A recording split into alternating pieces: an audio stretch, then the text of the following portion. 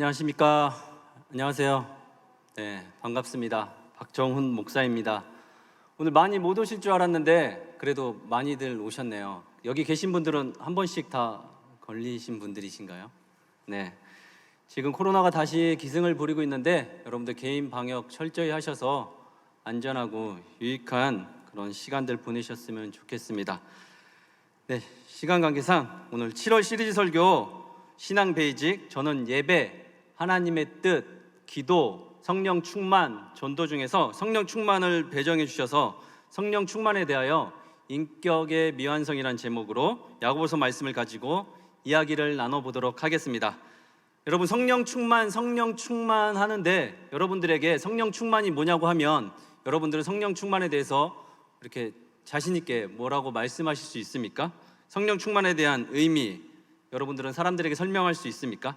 제가 지난주부터 이제 만나는 사람들에게 성령 충만이 뭐라고 생각하십니까? 성령 충만의 의미를 말씀해 주십시오. 이렇게 생각날 때마다 물어봤습니다. 목사님들 중에는 거창하게 교리적으로 이렇게 설명해 주신 분들 계시고, 권사님들 중에서는 대체로 기쁘고 마음이 평안하고 긍정적인 요소들을 많이 말씀하셨습니다. 또 행동에 있어서는 죄를 멀리하고 하나님의 말씀을 가까이하여 말씀대로 사는 것이 성령 충만이라고 하셨습니다. 틀린 말이 아니죠. 어쨌든 성령은 좋은 거니까. 네, 오늘 설교 전에 여러분들에게 두 가지를 질문하고 그것에 대한 동의를 얻고 설교를 시작했으면 좋겠습니다. 여러분, 우리가 이렇게 육의 몸을 입고 살지만 영적인 존재라는 것을 인정하십니까? 또 우리가 이렇게 보이는 세계는 이렇게 보이는 대로 존재하지만 보이지 않는 영적인 세계가 이렇게 운행하고 있다는 것도 여러분 인정하십니까? 네, 여러분들의 실제적인 경험을 하셨든 하시지 않으셨든 인간은 영적인 존재이고 보이지 않는 영적인 세계는 반드시 존재합니다. 이것을 동의해 주셔야지만 설교를 원활하게 진행할 수 있을 것 같습니다. 그 전자에 그래서 모든 인간은 종교적 심성을 가지고 살아갑니다. 무슨 말이냐면 모든 인간은 종교를 가지고 살아간다는 말입니다. 어떤 신이든 모시고 산다는 말입니다. 궁극적으로 인간은 어디서 왔고 어디로 가는지 알지 못합니다. 그리고 자신이 계획하고 생각한 대로 모든 일들이 삶이 그렇게 이루어지지도 않습니다. 한계를 직면하고 양심의 가책도 느끼고 살아갑니다. 막다른 지점에 도착하여 한계에 다다르면 그 원인이 물질에 의한 것이든 관계에 의한 것이든 각종 사건 사고에 의한 것이든 상관없이 인간의 내면에는 종교적 본성이 발동하기 시작합니다. 문제없는 사람들 없고 문제를 스스로 해결할 수 없기 때문이죠. 그래서 이제 그런 문제가 당면하면 신이시하고 신을 찾습니다. 여러 다양한 종교적 색채를 가지고 저마다 독특한 교리를 내세워 사람들이 이렇게 초청합니다. 비슷한 것도 있고 전혀 엉뚱한 것도 있고 자기 철학과 잘 맞거나 인간의 윤리, 도덕적으로 나쁘지 않고 또 신비적인 체험까지 더해지면 그것을 의지하고 살아가게 됩니다. 저는 이해합니다. 세상에 문제없는 사람은 없기에 답을 찾아가려는 심성들이 있습니다. 근데 그 중에 가장 많은 신, 부동의 1위는 누군지 아십니까? 바로 나예요. 자신입니다. 자기 자신을 믿고 살아가는 것입니다. 여러분들은 어떠신가요? 믿음의 대상이 누구이신가요? 오늘 도대체 성령은 뭐고 성령 충만에 대한 기준은 무엇인지 여러분들 같이 이렇게 생각하는 시간을 가졌으면 좋겠습니다. 오늘 야고보는 이 당시 인간은 영적인 존재이고 그 영이 성령 충만하면 좋겠지만 그러지 못하는 이유에 관해서 설명하고 있습니다. 원인을 먼저 찾아서 제거하고 본론으로 들어가자는 것 같습니다. 신약회사의 약이 개발되고 시판하기까지의 과정입니다. 각종 연구와 실험, 임상을 거쳐서 승인이 떨어지면 시판이 됩니다. 저 과정을 거치려면 먼저 질병, 바이러스의 원인을 찾는 것이 먼저입니다. 그래서 경제적으로 여유가 있으면 말기암 환자들은 여러 가지 신약들을 이렇게 써보기도 합니다. 신학과 신앙도 여러 가지 분야가 있는데 저는 사실 이 성령에 대해서 약간의 거부 반응이 있습니다. 화면 내려주셔도 됩니다. 왜 그런지는 오래전에 제가 직면을 청년 때 했습니다. 잘 알고 있습니다. 저희 집안이 사실 이렇게 영이 충만한 집안이었습니다. 무당, 산신령, 바다신령, 들신령, 땅신령 할 것 없이 한국에 내놓으라는 신들은 저희 집안에서 다 취급했던 것 같습니다. 가족 중에 이렇게 무당을 세우고 이렇게 일하는 분이 계셔서 명절 때마다 곡소리도 끊이지 않고 뭐 특별한 날에는 구판도 자주 벌였던 것 같습니다. 그러던 우리 집에 역사상 처음으로 저희 누님께서 중학교 때 무슨 바람이 들었는지 교회를 다니기 시작했는데 그 교회가 순복음 교회였어요. 그래서 방에서 무슨 어둡거나 무슨 날이 있으면 방에서 누님이 다다다다다다다 막 이렇게 방언으로 기도하는데 제가 막 그때마다 막 누님을 타박하고 그랬습니다. 무슨 귀신을 집에까지 데리고 오냐고 막 그랬던 난리쳤던 기억이 있습니다. 아무튼 그래서 저는 보이지 않는 영적인 세계, 자신만 해석하는 주관적인 이런 영을 말하는 사람에 대해서 그렇게 혼란을 빠뜨리는 것에 대해서 거부 반응이 많았습니다. 그러나 성령은 그러지 않습니다. 명확하고 분명하고 깨끗하고 완전합니다. 영적인 세계는 여러분 체험이 반드시 따르는데 체험하지 않고는 이 영적인 세계를 이해하기가 힘듭니다. 오늘 본문 1절 말씀부터 3절 말씀까지 한번 보도록 하겠습니다. 같이 읽겠습니다. 시작. 너희 중에 싸움이 어디로부터 다툼이 어디로부터 나느냐? 너희 지체 중에서 싸우는 정욕으로부터 나는 것이 아니냐? 너희는 욕심을 내어도 얻지 못하여 살인하며 시기하여도 능히 취하지 못함으로 다투고 싸우는도다. 너희가 얻지 못함은 구하지 아니하기 때문이요 구하여도 받지 못함은 정욕으로 쓰려고 잘못 구하기 때문이라. 아멘. 오늘 야고보는 성령 충만하지 못한 이유가 싸움에 있고 싸움의 원인은 정욕 때문이라고 말하고 있습니다. 성령에 반대되는 개념은 육체입니다. 성령의 열매와 반대되는 개념도 육체의 여러 가지 정욕들입니다. 성령 충만을 위해서 반대되는 개념들을 먼저 이해하자는 겁니다. 갈라디아서 5장 16절부터 성령의 일과 육체의 열매가 구분되어서 이렇게 나오고 있습니다. 사진 한번 보여주시겠습니까? 네. 성령의 열매와 육체의 일이 이렇게 구분되어져서 나오고 있는데 여러분들 딱 봐도 여러분들은 성령의 열매와 육체의 일을 구분할 수 있겠습니까? 없겠습니까? 여러분들은 구분할 수도 있습니다. 전에도 말씀드렸듯이 성경은 모호하지 않고 정확하고 분명하게 말합니다. 우리는 평생 이렇게 살다가 가게 될 것입니다. 성령의 일과 육체의 일과의 갈등 속에서 때로는 승리하고 때로는 패배하고 때로는 적당히 타협하면서 살아가게 될 것입니다. 성령 충만한 사람도 성령 충만하지 않은 사람도 모든 사람이 이 속에서 치열하게 싸우며 살아가게 될 것입니다.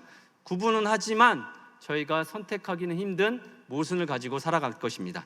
여기서 중요한 단어가 싸움입니다. 인류의 역사의 시작과 끝은 싸움으로 시작해서 싸움으로 끝납니다. 국가 간에, 민족 간에, 개인 사이에 크고 작은 싸움으로 시작해서 싸움으로 끝납니다. 대상만 바뀌었다 뿐이지 평화로움 속에서도 싸움을 염두에 두지 않고 살 수가 없습니다. 평화롭고 행복해야 할 가정이나 직장 공동체라는 울타리 안에서도 싸울 기회는 얼마든지 도사리고 있습니다. 성경은 이 두 가지를 계속 대조하며 우리에게 질문하고 있습니다.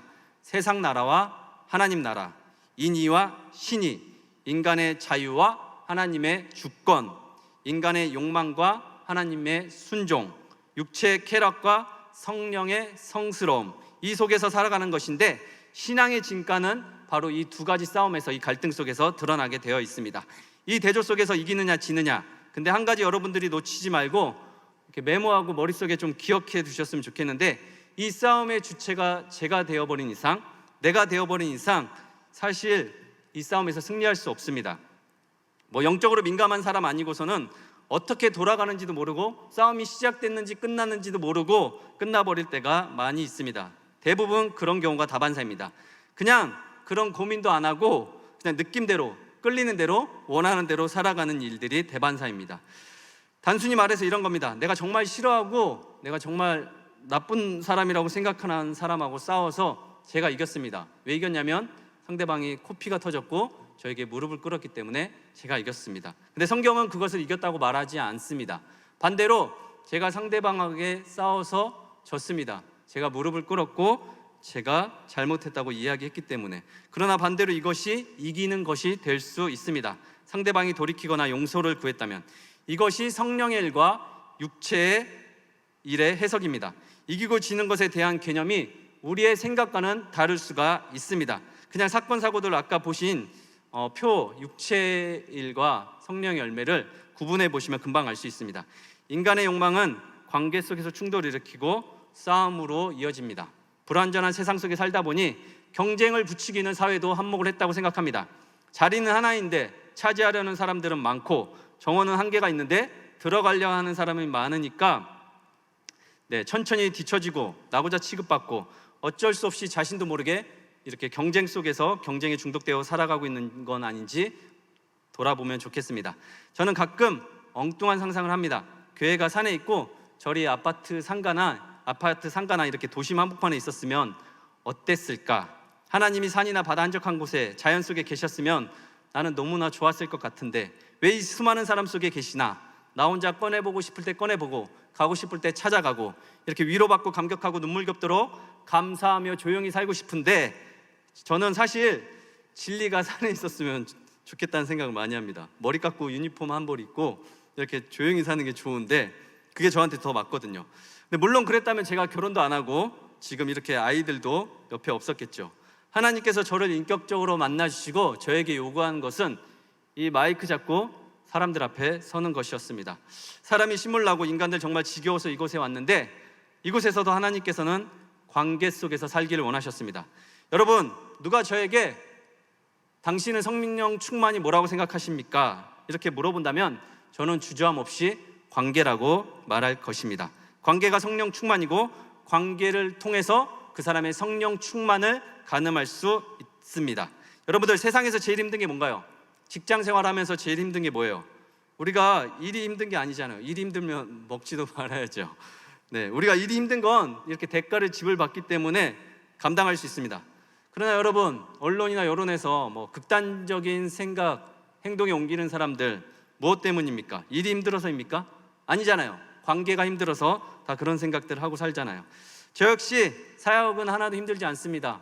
저는 책 보는 게 너무 힘든 사람인데 이렇게 설교 준비하면서 밤새도록 책 보는 거는 너무 행복하고 좋습니다. 몇 시간씩 앉아 있을 수 있어요. 그리고 저는 이 교회도 저에게 너무 특별한 곳이라 너무 좋습니다. 청년들 만나는 것도 너무 행복하고 너무 좋아요. 근데 제가 제일 힘든 게 뭘까요? 관계예요. 저분 왜 이러실까? 저분 너무 상식에 어긋난다. 저분 목사님 맞나? 이런 것들, 열받는다. 물론 우리 청년부 교육자들은 너무 좋습니다. 너무 상식적이고 너무 말도 잘 통하고 좋습니다만 관계 때문에 힘들 때가 많이 있습니다. 관계가 힘들면 아무것도 하기 싫고 사람도 만나고 싶지 않고 막 숨고 싶습니다. 내가 이러려고 신학까지 하고 이 나이에 여기까지 왔나? 이런 생각 들 때가 많아요. 여러분들 인생에 뭐가 제일 힘드십니까? 여러 가지 이유가 있겠지만 그 뿌리는 혹시 관계와 연결되어 있지는 않으신지 한번 생각해 보십시오. 저는 관계를 보고 그 사람의 신앙을, 영적인 것을 판단합니다. 반대로 아무리 높은 자리에 있고 대단한 언변으로 사람들에게 말을 하고 어떤 은사를 가지고 부흥을 일으킨다고 해도 관계가 엉망이면 저는 온전하게 보지 않습니다. 성령은 관계 속에서 꽃을 피우고 드러나게 되어 있습니다. 싸우지 않는 사람, 욕심을 내지 않는 사람, 살인하고 시기 질투하지 않는 사람, 정욕으로 신앙생활하지 않는 사람입니다. 저는 사람을 잘 판단하고 싶지 않지만 굳이 그 사람을 판단할 때 저는 그 사람의 관계를 보고, 옆에 있는 사람들과의 관계를 보고 그 사람의 영적인 상태를 판단합니다. 제 인상을 보고 말들이 많은데 저는 부정하지 않겠습니다. 과거의 저의 삶이 이렇게 모아져서 저의 인상이 형성된 것이기 때문에 부정하지 않습니다. 저는 그러나 보기와 다르게 생긴 거에 비해 이제 화를 내지 않습니다. 의식적으로 참고 노력합니다. 왜냐하면 기본적으로 집안에 화가 많기 때문입니다. 그래서 저는 화내는 사람을 멀리하고 가까이 하지 않습니다. 그리고 제가 발끈한 일이 있다면 화를 내는 사람에게 발끈합니다. 화는 전에도 말씀드린 것 같은데 상황이 화를 내는 것이 아니라 화를 내는 그 사람에게 화가 있는 것입니다. 똑같은 상황이라도 화를 내지 않는 사람들이 있습니다. 잘 이겨내는 사람들이 있어요. 사랑하는 우리 형제 자매 여러분, 혈기 부리지 마십시오. 교회에서뿐만 아니라 교회 밖에서도 욱하거나 혈기 부리지 마십시오. 그것은 성령과 무관한 여러분들의 육체의 표현일 뿐입니다. 반대로 저는 친절한 사람이 좋습니다. 상냥하게 말하고 따뜻한 배려가 있는 사람이 좋습니다.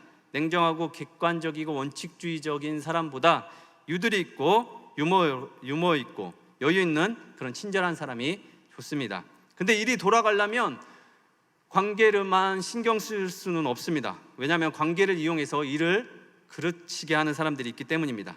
그런 사람들은 또 일 때문에 어쩔 수 없다고 관계를 포기하고 사는 사람들도 적지 않습니다.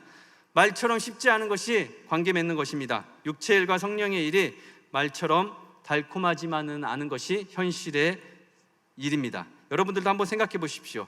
여러분들이 사람을 대할 때, 사람을 만날 때 관계 중심인지 일 중심인지 한번 생각해 보십시오. 둘 다 적절하게 잘 이렇게 하면 너무나도 좋겠지만 둘 중에 한 가지를 선택해야 될 때 여러분들은 어떤 것을 선택하는지 한번 생각해 보십시오. 저는 그나마 많이 좋아지긴 했는데 사람들 말 별로 믿지 않습니다. 교회에서 하는 기능적인 역할로 판단하지도 않습니다. 말보다 그 사람이 움직이는 방향, 가치관을 보고 어딘지 보려고 애를 씁니다. 하나님께서는 이스라엘 백성과 끊임없이 관계를 맺기 원하셨습니다. 그들이 애굽에서 종살이할 때도 홍해가 갈라지고 요단강이 마르는 기적을 경험하고 광야 40년 동안 굶어 죽지 않고 옷도 헤어지지 않고 신발도 헤어지지 않을 때, 왜냐하면 하나님께서는 그들과 끊임없이 관계의 끈을 놓지 않으셨기 때문입니다. 때때로 만나와 메추라기를 내리시고 구름 기둥과 불 기둥으로 그들을 인도해 내셨습니다. 마침내 가나안 땅에 들어갔을 때도 하나님께서 이스라엘 백성들에게 요구한 것은 딱 한 가지입니다. 하나님은 인애를 원하고 제사를 원하지 않았으며 번제보다 하나님 자신과의 관계를 맺는 것을 원하셨습니다. 성령 충만은 관계에 있습니다. 기도 역시 마찬가지입니다. 나의 정욕을 채우고 이 땅에서 떵떵거리고 살기 위한 동력을 얻기 위한 그런 기도가 아니라 관계 완성을 위한 기도로 이어져야 합니다. 우리는 너무나 관계를 등한시하고 살아가고 있지는 않은지 돌아봅시다. 식당은 맛만 있으면 되고, 남자는 능력만 있으면 되고, 여자는 외모만 훌륭하면 되고, 뭐 호날두도 축구만 잘하면 되지, 뭐 팬 서비스 할 게 뭐가 있나, 또 가수는 노래 잘하고 춤 잘 추고 그러면 되지, 설교는 삶이고 뭐고 말씀만 잘 전하고 설교만 잘하면 되지, 뭐 이렇게 산다면 이건 너무나 비극 아닌가요? 우리 4절, 5절, 6절, 7절 말씀을 함께 읽도록 하겠습니다. 시작. 가늠한 여인들아, 세상과 벗된 것이 하나님과 원수됨을 알지 못하느냐? 그런즉 누구든지 세상과 벗이 되고자 하는 자는 스스로 하나님과 원수되는 것이니라. 너희는 하나님이 우리 속에 거하게 하신 성령이 시기하기까지 사모한다 하신 말씀을 헛된 줄로 생각하느냐? 그러나 더욱 큰 은혜를 주시나니 그러므로 일렀으되 하나님이 교만한 자를 물리치시고 겸손한 자에게 은혜를 주신다 하였느니라. 그런즉 너희는 하나님께 복종할지어다. 마귀를 대적하라. 그리하면 너희를 피하리라. 아멘. 제가 좀 빨리 읽죠, 시간이 급해서. 네, 4절에 가늠한 여인들아, 이 말씀은 은유적인 표현으로 실제로 음란한 여자에게 하는 말이 아니라 영적으로 간음을 저지른 사람에게 하는 표현입니다. 여러분, 간음이 뭡니까? 한번 말씀해 보세요. 간음이 뭡니까? 간음은 여러분, 섞는 거예요. 하나님께서 가장 싫어하는 죄 중에 하나가 섞는 겁니다. 섞이는 겁니다. 우상숭배예요. 제가 전에도 말씀드린 것 같은데 우상숭배, 혼합하고 섞는 것을 하나님께서는 가장 싫어하십니다. 창세기부터 출애굽기 24장 전까지는 죄를 얘기할 때 일반적으로 살인, 간음, 시기, 질투, 욕심, 다툼, 이런 일반 죄들을 죄라고 여겼어요. 그럼 출애굽기 24장 전까지 우상숭배는 죄로 여겼을까요? 여기지 않았을까요? 죄로 여겼지만 공적인 효력이 없는 일반 죄였습니다. 그러나 출애굽기 24장 이스라엘 백성들과 하나님께서 언약을 맺고 나서 출애굽기 24장부터 지금까지는 우리에게 오늘날까지 모든 죄의 근본은 우상숭배와 연결되어 있습니다. 언약은 곧 결혼이기 때문에 그렇습니다. 결혼 전에는 아무나 다 만날 수 있죠. 만나고 헤어지고 그럴 수 있지만 결혼하고 난 이상, 하나님과 언약을 맺은 이상, 언약을 체결한 이상, 여러분들이 출애굽기 24장 이후에는 여러분들이 우상숭배와 가장 끔찍하게 연결되어 있다는 것을 기억하셨으면 좋겠습니다. 몸도 마음도 신앙도 함부로 섞으면 안 됩니다. 제가 기독교를 받아들이기 전에 제일 힘들었던 두 구절이 요한복음 3장 16절과 12장 18절 말씀이었습니다. 한번 보십시오. 저 두 구절의 모순 때문이었습니다. 세상에 하나밖에 없는 아들을 타인을 위해서, 타인을 사랑해서 죽게 한 사람이 어디 있습니까? 지옥 갈까봐, 멸망하지 않게 하려고, 영생을 주려고. 너무나도 대단한 사랑이잖아요. 근데 반대로 자기를 믿지 않는 자는 심판을 당할 거라고, 자기를 사랑해야지만 사랑한다는 말에 모순이라는 생각이 들어서 믿지 않았습니다. 기독교는 여러분 다른 종교와 달리 배타적이고 절대적입니다. 섞거나 혼합하지 않습니다. 다른 길도 없고 다른 방법도 없습니다. 오직 예수입니다. 사랑하는 여러분, 성령은 저에게 저 말을 모순이 아닌 실제로 받아들이게 했습니다. 인간적인 생각에서는 이해할 수 없었지만 믿어지는 영적인 세계로 초청하였습니다. 여러분들이 지금 보이지 않는 하나님을 절대적인 구세주로 믿고 예수 그리스도를 나의 구세주로, 그의 부활과 생명이 나의 부활과 생명으로 고백하신다면 여러분들은 이미 성령 충만한 사람입니다. 그러나 그것이 소멸되지 않도록 매 순간 매 자리에서 그 고백을 하셔야 합니다. 길 모퉁이에서든 집안에서든 어느 한 모퉁이에서든 그 고백을 속삭이듯이라도 해야 합니다. 지속적으로 동의가 아닌 영적인 동의의 고백이 있어야 합니다. 야고보는 지금 세상 사람들에게 하는 말이 아니라 믿는 사람들에게 하고 있습니다. 여기 벗이 나오는데 벗은 짝 친구를 가리킵니다. 육체적인 사람들은 이렇게 본능대로 살아갑니다. 세상과 짝하며 내가 본 만큼 육체의 쾌락을 위해 살아갑니다. 무엇이 잘못되었습니까? 남에게 피해 주지 않고 내가 본 만큼 내가 내 마음대로 즐기고 살겠다는데, 이것이 전형적인 육체의 사람입니다. 자기 마음대로 자기 몸을 위해서 사는 사람. 가끔 이런 사람들 보면 저도 할 말이 없습니다. 내 마음대로 하겠다는데, 내가 하고 싶은 대로 하겠다는데, 내 마음대로 할 거야 이러면 할 말이 없죠. 우리 예레미야 17장 9절 10절에 이런 말씀이 있습니다. 만물보다 거짓되고 심히 부패한 것은 마음이라. 누가 능히 이를 알리오마는 나 여호와는 심장을 살피며 폐부를 시험하고 각각 그의 행위와 그의 행실대로 보응하나니. 아멘. 또 잠언 26장 5절에는 그 말이 아무리 그럴싸하고 좋을지라도 믿지 말 것은 그 마음에 7가지 가증한 것이 있다고 합니다. 7가지 완전 부패한 것을 말하고 있습니다. 사랑하는 여러분, 마음대로 사지 마십시오. 마음대로 살면 안 됩니다. 육체가 원하는 대로 본능대로 산다는 말과 똑같습니다. 지금 야고보는 성령 충만에 대한 반대 개념으로 세상과 벗하여 하나님과 원수되고 교만한 사람에 대하여 말하고 있습니다. 이것이 성령 충만에 또 반대되는 개념입니다. 그럼 성령 충만하다는 것은 뭐겠습니까? 우리는 하나님의 거룩한 신부입니다. 언약을 맺었습니다. 결혼하였습니다. 신랑 대신 예수님 오시기 전까지 우리 몸을 거룩하게 지키고 보존하며 살아가야 합니다. 악하고 음란한 세대 가운데서도 섞지 말고 구분하셔야 합니다. 내 몸도 내 마음도 성결하게 지키고 살아야 합니다. 그걸 지키고 애쓰는 것이 성령 충만이고, 힘들더라도 애써 지킨다면 하나님께서 여러분들을 도와주실 것입니다. 신실하게 바울을 따라다니며 사역했던 데마는 바울과 결별을 선언합니다. 디모데후서 4장 17절 말씀을, 저런 말씀이 있습니다. 바울이 속히 돌아오라는 외침에도 데마는 그동안의 수고와 헌신도 잊은 채 세상이 좋다며 떠나버렸습니다. 바울과 동행하는 것이 지겨웠나 봅니다. 신앙의 여정이 그런 겁니다. 당장 손에 잡히는 건 없고, 기도한다고 원하는 대로 되는 것도 아니고, 참고 또 참고 오래 참아야만 합니다. 반대로 세상에 좋은 것들이 너무 많습니다. 달콤한 유혹들도 주변에 항상 도사리고 있습니다. 때로는 우리의 몸이 편하고 잘 되는 것이 하나님의 뜻이라고 생각하고 적당히 타협하며 삽니다. 우리의 필요와 욕구들을 충족해 준다면 언제든지 마음이 가고 돈만 있으면 하룻밤 쾌락을 위해서도 우리는 무엇이든지 할 수 있는 사람입니다. 양심 따위가 어디 있습니까?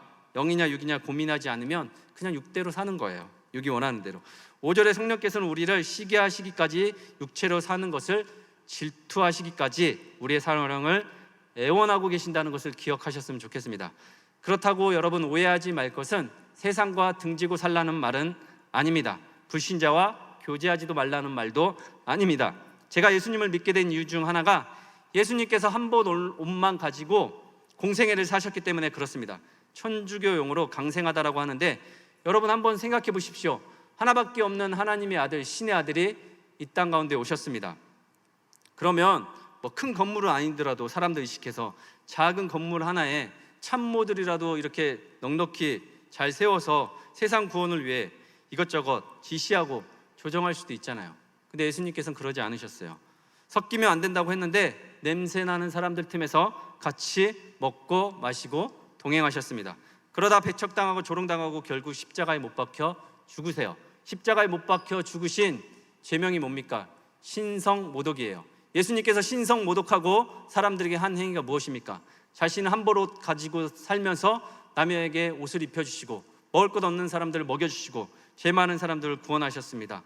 아프고 병든 사람들 고쳐주시고 가난에 찌든 사람들을 위해서 먹을 것을 나눠주셨습니다. 간음에서 돌아와 돌로 쳐 죽어도 그만인 사람을 살려주셨어요. 저는 누가 신성 모독하면서 이러고 산다면 그분 예수라고 이렇게 떠들고 다녀도 그러라고 할 것 같습니다. 신의 아들이 아무것도 챙긴 게 없어요. 그냥 그렇게 살다가 죽었습니다. 마치 죽기 위해 태어난 사람처럼 그렇게 살다가 죽었어요. 나보다 훨씬 똑똑하고 이성적인 사람도 이걸 안 믿습니다. 이걸 믿는다고 지금 여기에 앉아 여러분들은 지금 예배를 드리고 계시잖아요. 이게 가장 큰 성령의 역사예요. 여러분들이 하신 게 아닙니다. 주변에 믿지 않는 사람들과 섞이지 마시되 그들을 배척하지 마시고 그들도 성령을 경험할 수 있도록 교회로, 여러분들의 신앙으로 그들을 초청하십시오. 그러나 그러지 못하겠으면 그들의 문화로 들어가지 마십시오. 성령이 없는 것처럼 하고 살지 마십시오. 그들도 여러분들을 지켜보고 있다는 것을 기억하셨으면 좋겠습니다. 제가 지금 술을 마시지 않는다고 해서 술 마시는 사람들을 정죄하지는 않습니다. 술을 끊기를 바랄 뿐이죠. 또 제가 교회 다닌다고 해서 절간에 왔다 갔다 하는 사람들을 경멸하지도 않습니다. 예수를 믿기 바랄 뿐이죠. 네, 예화들이 많은데 다 지나가겠습니다. 여러분들은 어떤 것이 성령 충만한 삶인지 여러분들 판단해 보십시오. 하나님은 세상을 사랑하셔서 당신의 아들 죄 많은 사람들 속에 보내셨지 세상에 있는 것들을 적당히 취하며 그들을 경멸하지 않으셨습니다. 로마서 8장 7절 8절에 이런 말씀이 있습니다.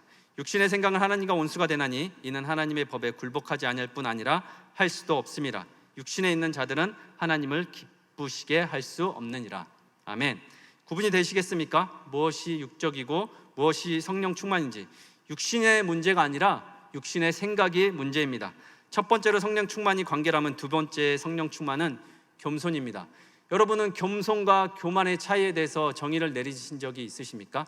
겸손은 뭘 많이 가졌음에도 불구하고 없는 척하고 사는 것이 겸손한 것이 아니라, 또 반대로 교만은 쥐뿔도 없으면서 가진 척하고 사는 것이 교만이 아니라 하나님을 매 순간 의지하고 사는 것이 겸손한 삶이고, 하나님을 의지하지 않고 사는 삶이 교만한 삶입니다. 작은 일이든 큰 일이든 하나님께 묻고 타인을 이해하고 수용하고 너그럽게 사십시오. 그리고 마귀를 인정하고 마귀의 존재도 대적하며 사셔야 합니다. 마귀는 여러분들이 가장 아끼는 것을 끊임없이 유혹하고 건드리고 그럴 것입니다. 여러분들의 연약함을 이용할 거라는 걸 기억하시면서 싸워 승리하십시오. 우리 마지막으로 8절에서 10절까지 말씀 읽겠습니다. 시작. 하나님을 가까이 하라. 그리하면 너희를 가까이 하시리라. 죄인들아 손을 깨끗이 하라. 두 마음을 품은 자들아 마음을 성결하게 하라. 슬퍼하며 애통하며 울지어다. 너희 웃음을 애통으로 너희 즐거움을 근심으로 바꿀지어다. 주 앞에서 낮추라. 그리하면 주께서 너희를 높이시리라. 아멘. 하나님을 가까이 하라. 저에게 지난주에 좀 충격적인 소식이 있었습니다. 한 뮤지션의 표절 사건이었습니다. 제가 중학교 때부터니까 꽤 오래전이죠. 오래전부터 좋아하는 뮤지션 중에 하나였습니다. 불우한 어린 시절을 보내고 열심히 공부하고 노력해서 명문대도 나오고 삶의 스토리까지 있어서 큰 교감이 있었습니다. 스캔들 없이 오랫동안 대중문화에 기여하며 가수로, 작곡가로, 평론가로, 심사위원으로, 기업까지 왕성한 방송활동까지 하며 대중들의 사랑을 많이 받았습니다. 따뜻한 이미지로 감성 변태라는 말까지 있더라고요. 그렇게 승승장구했지만 몰락은 한순간이었습니다. 결국 14년 동안 이어온 음악 프로그램 MC까지 내려와야 했습니다. 저는 이런 일이 있을 때마다 너무나도 유감스럽긴 하지만 아쉽지만 그 사람의 삶 전체를 부정하거나 매도하지 않았으면 좋겠습니다. 벌써부터 유튜브에 이렇게 죽으라고 난리들 치는데, 특별히 성령 충만한 사람들은 그러지 않았으면 좋겠습니다. 같이 죽으라고 공격하지 마셨으면 좋겠습니다. 대신 당사자는 대중의 인기를 얻고 산 만큼 대중들에게 그만큼 책임지는 모습을 보였으면 좋겠습니다. 받은 사랑만큼 나누고 환원했으면 좋겠습니다. 그런 기회들을 사회에서 사람들이 주었으면 좋겠습니다. 제가 갑자기 이분 얘기를 왜 하냐면, 설교 준비하는데 이 사람의 담화문, 입장 표명이 계속 귓가에 맴돌았습니다. 사태가 점점 커지니까 이분이 입장문을 냈는데 이유가 이랬습니다. 존경하는 뮤지션이라 긴 시간 영향을 받아 무의식 중에 잠재의식 속에 곡을 쓰게 된 것 같다고 했습니다. 입장문 가지고도 말들 많은데 상당한 영향을 끼쳤다는 것은 틀림없어 보입니다. 여러분들의 삶에 상당한 영향을 끼치는 사람은 누구입니까? 여러분의 여가나 문화 속에 상당한 영향을 끼치는 매체나 미디어는 무엇입니까? 지금 여러분들의 사고와 가치관 형성에 영향을 끼치는 작용들은 무엇인지 한번 생각해 보십시오. 한번 생각해 보셔야 합니다. 여러분들은 누구와 가까이 하고 뭐와 가까이 하고 사시는지. 누군가를 사모하고 좋아하면 그것을 자주 접하고 흉내를 내거나 따라하게 되어 있습니다. 여러분들은 주님을 사랑하십니까? 성령을 사모하십니까? 진심으로 그렇다면 여러분들의 삶을 그런 것들에 계속 노출시키십시오. 그리고 그런 자리가 있다면 찾아가시고, 그런 사람들이 모이는 곳이 있다면 주저하지 마시고 교제하고 나누십시오. 지난 시간에 설교 마치고 시험에 빠지지 않게 성경을 같이 읽겠다는 분들이 많이 계셔서 얼마나 감사했는지 모릅니다. 여러분들 손을 한번 보실까요? 지금 여러분들 한번 손을 한번 보세요. 이렇게 손금 보고 먹고 사는 사람들도 있는데, 우리 고모가 손금을 잘 보십니다. 제가 어렸을 때 저의 손금을 보시더니 너는 나중에 교회밥 먹고 살겠다 그랬는데 정말 잘 맞추셨습니다. 여러분, 성경에서 오늘 8절에 죄인들아 손을 깨끗이 하라 라고 나옵니다. 여러분, 성경에서 손은 권세와 힘과 의지를 나타냅니다. 여러분들의 손으로 무엇을 하고 사는지 한번 생각해 보십시오. 유대인들이 성소에 들어가기 전에 중요하게 생각했던 정결의식 중에 하나가 손을 깨끗이 하고 성전에 들어가는 것이었습니다. 여러분들도 여러분들만의 정결의식이 있었으면 좋겠습니다. 형식주의로만 빠지지 않는다면 형식주의는 유익이 있습니다. 할 수만 있다면 여러분들 성령 충만한 일이 무엇인지, 이 손으로 성령 충만하게 할 수 있는 일이 무엇인지 생각들 해보셨으면 좋겠습니다. 그리고 오늘 9절에 보니까 슬퍼하며 애통하며 울라고 하고 있습니다. 성령 충만의 흔적 중에 하나가 눈물이 아닌가 싶습니다. 저는 사람들이 그랬습니다. 독하고 바늘로 찔러도 피 한 방울 나오지 않겠다고. 그리고 저는 울면 지는 것 같아서 사람들 앞에서 운 적이 없습니다. 전에도 말씀드렸듯이 우는 사람들이 있으면 내 앞에서 눈물 흘리면 막 도망가고 그랬습니다. 그랬던 제가 지금은 보이지 않는 곳에서 사실은 많이 웁니다. 얼마 전 뉴스에서 비 때문에 부부가 잠든 아이를 태우고 이렇게 완도 앞바다에 그냥 빠져서 일가족이 다 목숨을 잃었습니다. 그 동네가 처갓집 동네였습니다. 얼마나 힘들었을까 생각이 들면서도 파산 신고하고 그냥 살지 안타까워서 너무 분해서 막 눈물을 훔쳤습니다. 왜냐하면 뒤에 타고 있던 딸이 제 딸과 동갑내기라서 마음이 많이 상했습니다. 또 지난주에는 우리 사랑 어린이부에서 보배롭고 존귀한 그릇이라는 제목으로 이렇게 성경학교를 진행했습니다. 저 그릇을 가지고 이제 가슴에 옷을 이제 새기고 만들어서 성경학교를 진행했습니다. 큰 그릇 한번 보여주시겠습니까? 네, 옷 사진을 보여주세요. 그릇 좀 띄워놔 주실래요? 네. 여러분 딱 보시기에 저 그릇이 어때 보이시나요? 저 그릇을 가슴에 새기고 단체 옷을 맞춰서 성경학교를 진행했는데요. 못생겼죠? 금도 가고 별로 볼품이 없습니다. 딱 봐도 고급스럽지는 않습니다. 그리고 고린도후서 4장 7절에 이런 말씀이 있는 거예요. 고린도후서 4장 7절에 우리가 이 보배를 질그릇에 가졌으니 이는 심히 큰 능력은 하나님께 있고 우리에게 있지 아니함을 알게 하려 함이라. 고린도후서 4장 7절에 이런 말씀이 있는 거예요. 여러분, 성경에서 질그릇 한번 계속 띄워놔 주시겠습니까? 네, 질그릇은 인간을 대변하는 말로 흙으로 만들어진 하찮은 존재로 표현할 때 사용합니다. 잘 깨어지고 어긋나고 무언가를 담는 용도로 사용되는데 쓰기에도 마땅치 않습니다. 음식을 담기는커녕 아무리 저기에 좋은 것을 담은들 멋진 걸 새기고 그린들 한 줌 흙으로 돌아갈 그냥 질그릇에 불과합니다. 또 세상에는 질그릇이 넓다, 좁다, 크다, 작다로 그 사람을 평가합니다. 근데 저기 역설적인 문장이 있어요. 고린도서 4장 7절에 역설적인 문장이 있는데 그런 질그릇에 보배가 담겨져 있다고 말하고 있습니다. 누가 그런 질그릇에 보배를 담겠습니까? 이상하잖아요. 여러분들, 저 보배 질그릇이 뭔지, 저 질그릇의 보배가 뭔지 여러분들이 한번 말씀해 보십시오.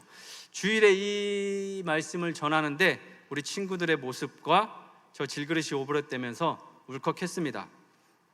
화려하고 멋진 그릇에 담긴 보배는 그럴 만하다고 할 거 아니에요. 근데 질그릇에 담긴 보배는 누군가 뭔가를 나타내려고 하는 거잖아요. 큰 능력이 하나님께 있고 우리에게 있음을 나타내려고 하는 것이었습니다. 사랑하는 여러분, 이제 그림 내려주셔도 됩니다. 저는 인간은 살면서 수많은 고통을 겪고 산다고 생각합니다. 저는 괜찮습니다. 실패할 수도 있고 무너질 수도 있고 낙담될 수도 있고 망할 수도 있고 떨어질 수도 있고 저는 괜찮다고 생각합니다. 다시 일어나면 됩니다. 신앙이 필요한 것도 고통을 피해가기 위해서가 아니라 고통을 이겨내기 위해서 필요하다고 생각합니다. 근데 여러분, 살면서 여러분들은 많은 고통을 겪고 살겠지만 저는 여러분들이 될 수 있으면 그런 고통은 겪지 않으셨으면 좋겠다고 생각하는 부분이 한 가지 있습니다. 뭐냐면 자식이 아픈 겁니다.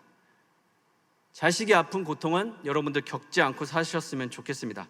우리 청년들은 아직 그런 경험이 없어서 감이 잘 안 올 수도 있지만 자식이 장애가 있거나 아프면 정말 힘이 듭니다.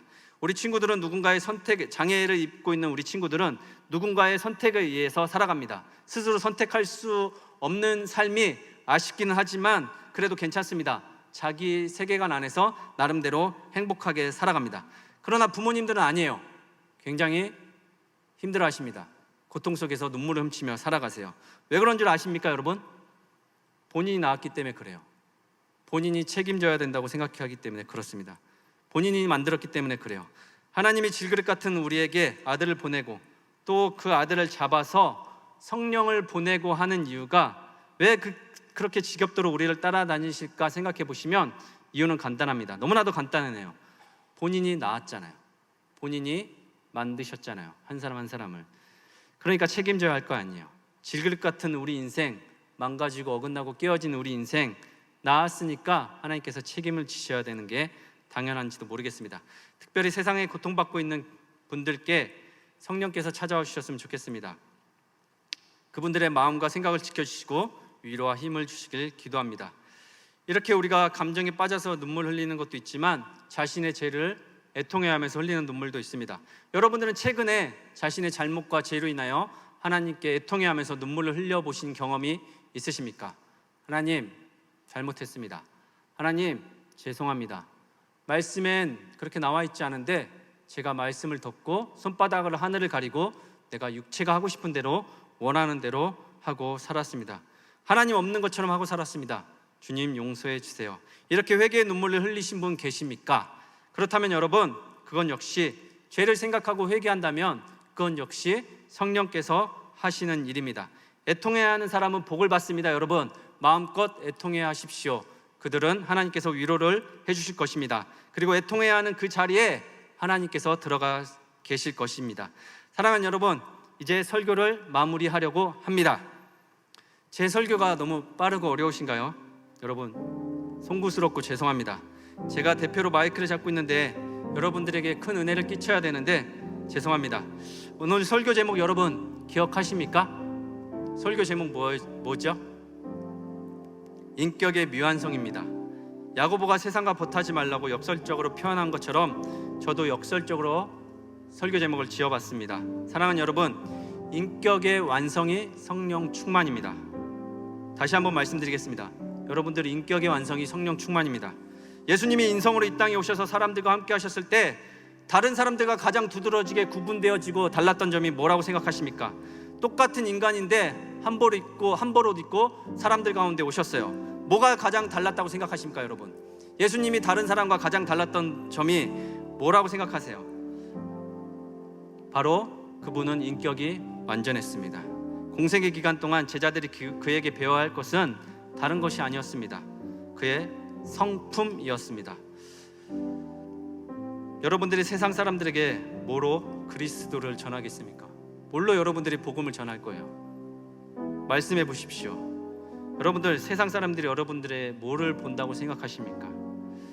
여러분들, 세상 사람들에게 뭐로 그리스도를 전할 것인지 한번 생각해 보십시오. 세상 사람들은 무엇으로 우리를 판단합니까? 우리의 인격과 성품입니다. 여러분, 기억하십시오. 하나님께서 이 텍스트로 우리에게 남겨주신 증거, 이 성경으로 우리가 배워야 할 것은 예수 그리스도의 인격과 성품입니다. 처음부터 끝까지 그것을 말하고 있습니다. 성령, 보혜사 성령은 예수님의 인격을 담고 배우고 살고 기억하게끔 오늘도 우리에게 말씀하고 찾아오고 계십니다. 사랑하는 여러분, 제가 살아보니까 타고난 기질이 있습니다. 성령 충만하지 않아도, 예수 안 믿어도 타고난 성품을 가지고 사는 사람들이 있습니다. 친절하고 온화한 사람들이 있어요. 적이 없고 그냥 성품 자체가 원만하고 착한 사람들이 있더라고요. 그러나 그런 사람들을 성령 충만하다고 말하진 않습니다. 그냥 좋은 사람, 착한 사람이죠. 그러나 성령 충만은 뭡니까? 바로 처음에 보셨던 그림의 열매예요. 사랑과 희락과 자비와 양성과 충성과 온유와 절제와 오래 참음, 그 열매를 여러분들이 맺고 사셔야 합니다. 그 열매를 보고 사람들이 여러분들에게 다가오고 그 열매를 다른 사람들이 따먹을 수 있도록 여러분들이 그런 열매들을 맺고 사셔야 합니다. 어제 저녁에 리더들을 만났는데 갑자기 한 통의 문자가 왔어요. 어제 저녁에 리더들 모임을 했는데 생전 보도 듣도 못한 모욕적인 문자를 받았습니다. 온몸에 갑자기 경련이 일어나고 머리가 너무 아프고 그 순간 리더들에게 미안하지만 집에 가고 싶었습니다. 혼자 있고 싶었습니다. 도무지 아무 생각도 나지 않았습니다. 몸이 부들부들 떨리더라고요. 리더들도 눈치를 챘는지 목사님 갑자기 왜 그러시나요? 막 이렇게 제 눈치를 보는데 왜 내가 이런 문자를 받아야 되는지 도무지 모르겠는 거예요. 어떻게 이런 문자를 보낼 수가 있지? 어떻게 이렇게 말을 할 수가 있지? 아무리 생각해봐도 모르겠는 거예요. 밥도 제대로 못 먹고 막 밖에 비가 쏟아지기 시작하는데 그래도 어떻게 해요? 나눔을 해야 되는데 이제 교환을 가지고 이제 나눔을 시작했습니다. 첫 번째 제가 만든 질문, 여러분 성령 충만이 뭐라고 생각하십니까? 성령 충만의 기준은 무엇으로 가늠할 수 있습니까? 그렇게 질문을 했습니다. 그리고 제가 답했죠. 저는 관계라고 생각합니다. 인격과 성품이라고 생각합니다. 그렇게 답했고요. 두 번째, 나의 삶의 어느 순간에 성령 충만이 작용했으면 좋겠습니까? 라고 이제 질문했습니다. 그리고 제가 답했습니다. 지금 모욕적인 이 순간 성령 충만이 작용되었으면 좋겠습니다. 밉고 괴롭고 싫은 이 순간 제가 만약에 성령 충만하지 않고 육적으로 행동한다면 이 사람에게 알려주고 싶었을 거예요. 어떻게 이런 문자를 보낼 수 있냐, 내가 얼마나 힘들었는지 알려줬을 거예요. 근데 지금 교환을 나누고 있잖아요. 하나님 성령 충만하게 해주세요.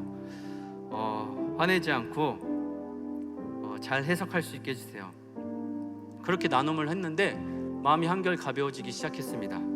우리 공동체가 이랬으면 좋겠다고 그 자리에서 기도했습니다.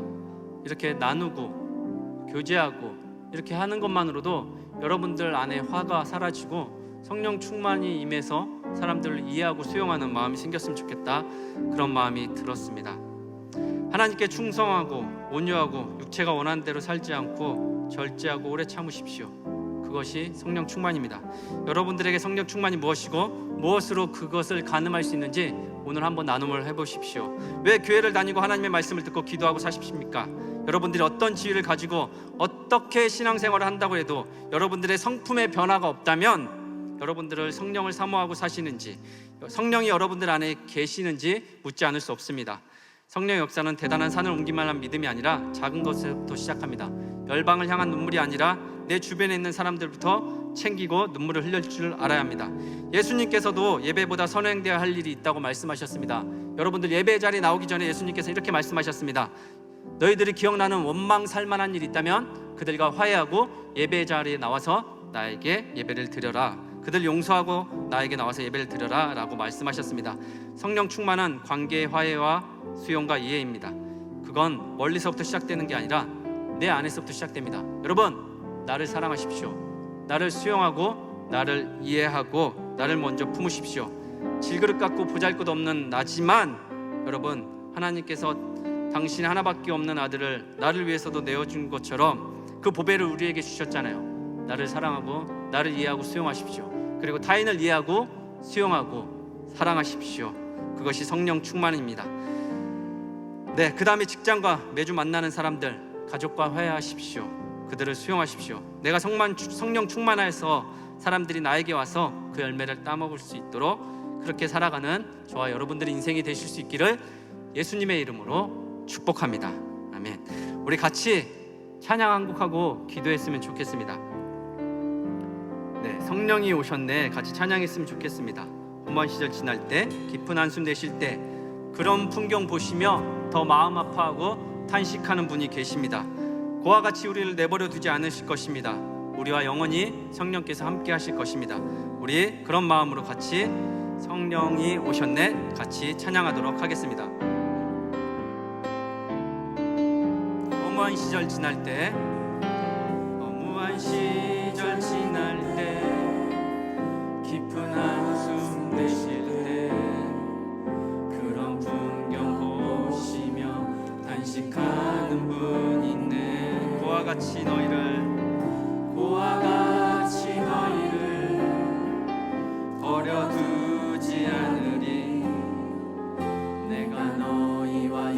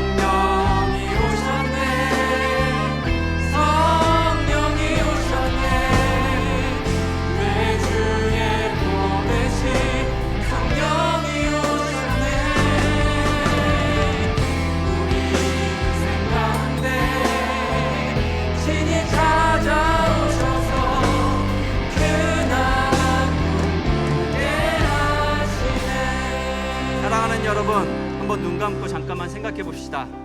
우리가 하나님을 필요로 해서 나에게 적용할 때는 인격적인 하나님, 인격적인 하나님, 그런 말들을 많이 합니다. 저도 많이 했습니다. 여러분 생각해 봅시다.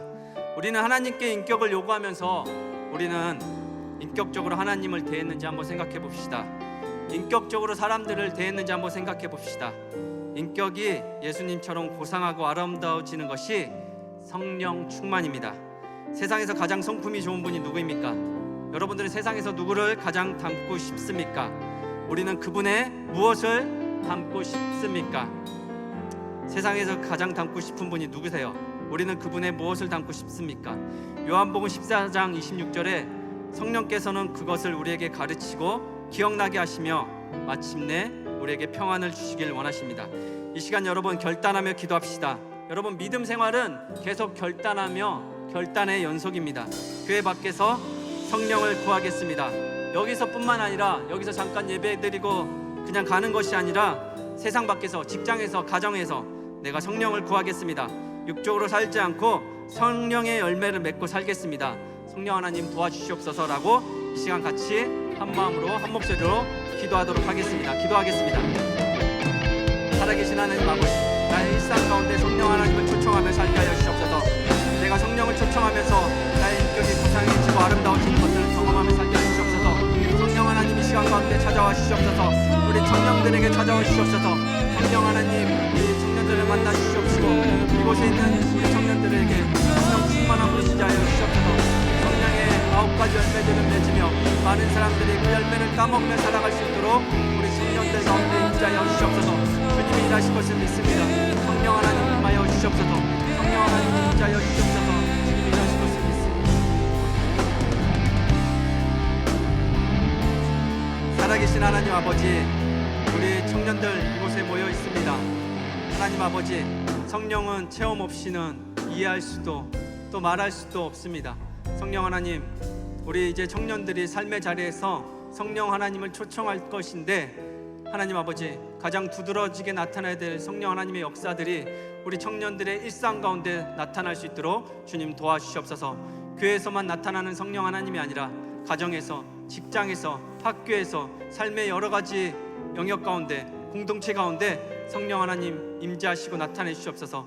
그것이 인격으로, 성품으로 두드러지게 나타나게 하셔서 많은 사람들이 우리 청년들을 보고 예수 그리스도를 만나고 영접하고 그런 복음의 통로가 될 수 있도록 역사하여 주시옵소서. 그렇게 일하실 주님을 믿고 찬양하며 살아계신 예수님의 이름으로 기도드립니다.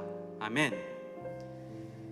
지금은 우리 주 예수 그리스도의 은혜와 하나님의 크신 사랑과 성령님의 감화, 감동, 역사, 충만하심이 내가 육신의 옷을 벗고 성령 충만해져서 삶 가운데, 관계 속에 내가 성령 하나님을 드러내며 나타내리라 다짐하며 나아가는 사랑하는 우리 청년부 공동체 머리 위에, 이곳에 있는 모든 사람들 위해 지금 더 영원토록 함께 하시기를 간절히 축원하옵나이다. 아멘.